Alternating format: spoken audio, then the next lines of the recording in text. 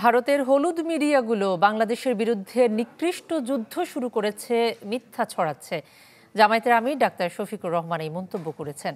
সকালে কুমিল্লা নগরীর town hall মাঠে বাংলাদেশ জামায়াতে ইসলামী আয়োজিত কর্মী সম্মেলনে ডাক্তার শফিকুর বলেন, জীবন গেলেও বাংলাদেশের মাটি 1 ইঞ্চিও ছাড় দেওয়া হবে না।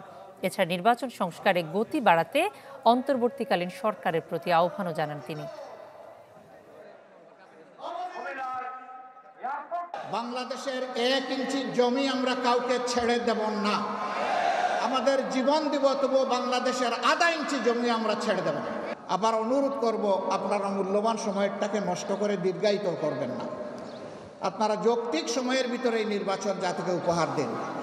রিগেল এম্পোরিয়াম হানিবার্ড অফারে জিতে নিতে পারেন ইন্দোনেশিয়ার বালিতে স্বপ্নের হানিমুন।